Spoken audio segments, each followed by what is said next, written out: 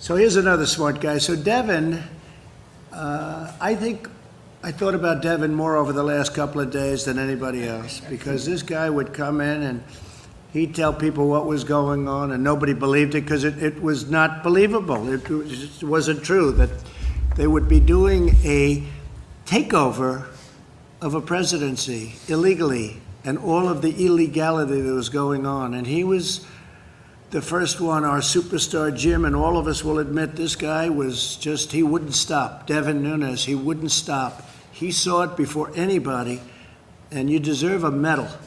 You deserve the equivalent of Pulitzer Prizes. They ought to take the Pulitzer Prize away from all of these phony journalists that got a Pulitzer Prize, and they were wrong. They were wrong on everything, and now they've been proven wrong.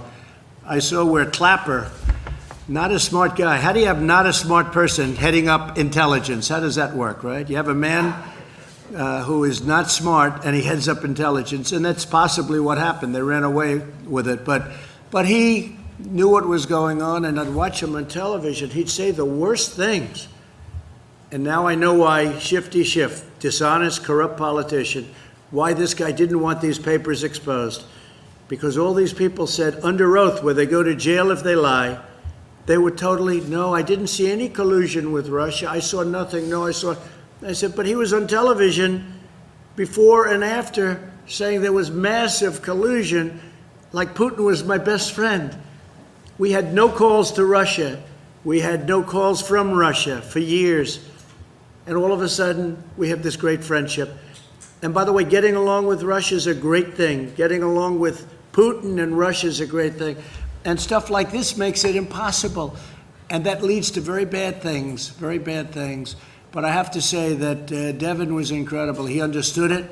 He understood that it was a hoax before anybody else knew what was happening. And then I have to say the people in this room took over and did a hell of a job with you, right? They had guts. They had guts like nobody's ever seen before. I want to thank you on behalf of our country, and I'd like to have you say a few words. Well, thank you, Mr. President, and it's unfortunate what you had to live through for the last 4 years. Yeah. From your campaign to your presidency, and I appreciate your kind words, and for all the folks in here who have worked so hard getting to the bottom of the Russia hoax situation.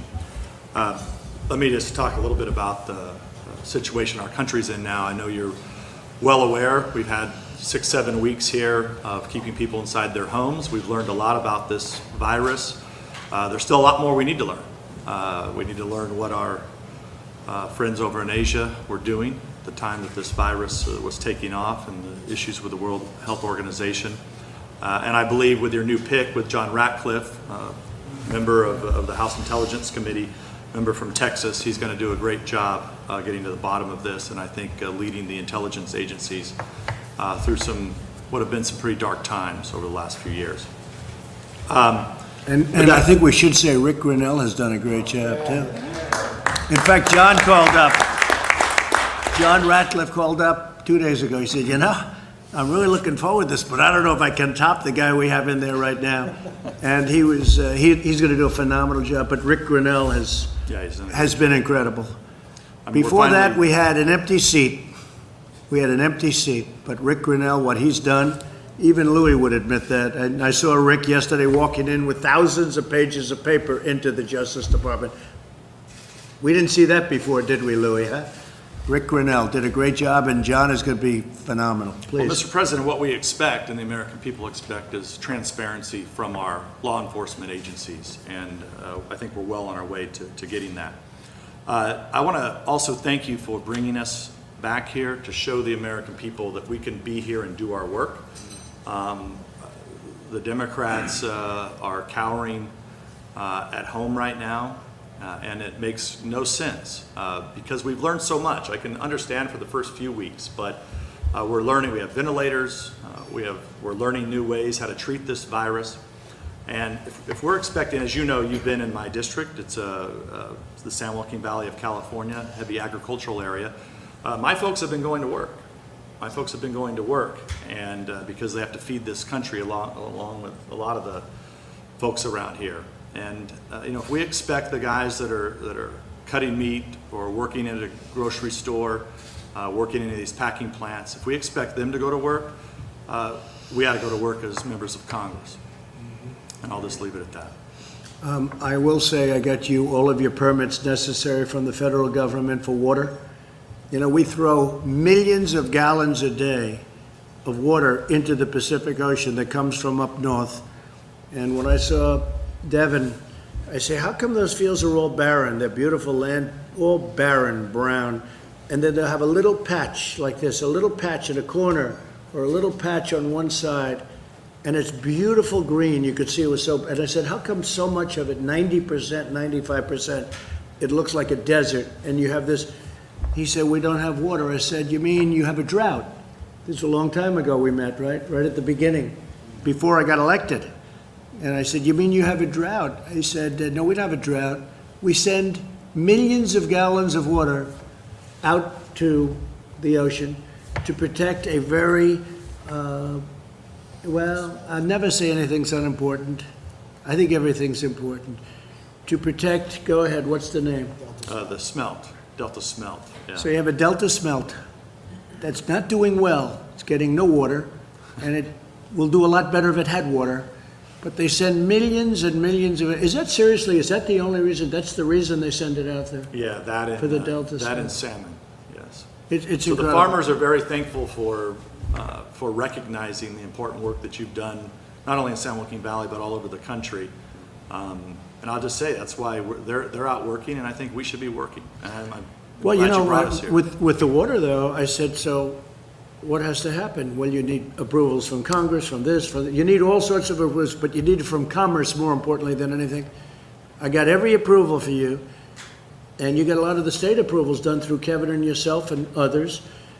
All you need now is a signature of the governor. And those millions of gallons of wasted water going into the Pacific, that's like a drop in the bucket, doesn't mean anything to the Pacific. All of that water would come right down all the way into Los Angeles.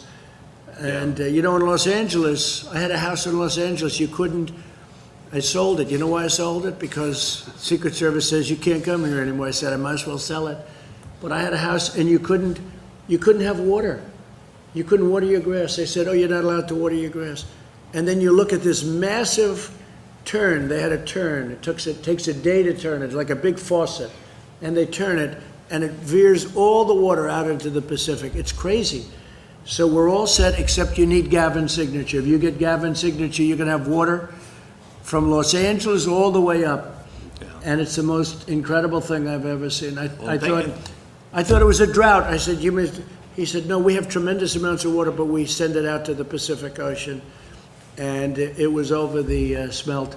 So if you can get his signature. Well, I know you know, during this time of crisis, we need to work with the governor, and I thank you for working with our governor, who's obviously not a supporter of yours.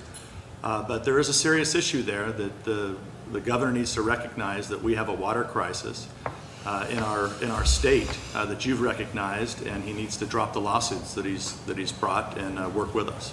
Well, we've gotten along very well, Gavin Newsom. We've gotten very well with regard to COVID-19, as we call it.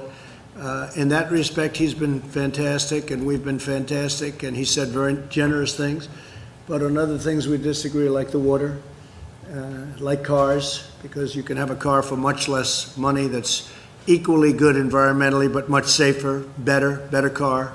California forces you to build a bad car that doesn't work well, and there are a lot of reasons for not doing it that way. So we'll end up. So on that we don't agree, but we agree on the coronavirus, and on that we've gotten along very well, and we've done a great job for California and for everybody. And he was very honest about that assessment. It would be great if you could get the water, but you're all set, okay? You're all set. Just I say that to Kevin too. Get his signature, and you're going to have so many. All those thousands of acres are going to be opened up, and they'll have plenty of water for Los Angeles too.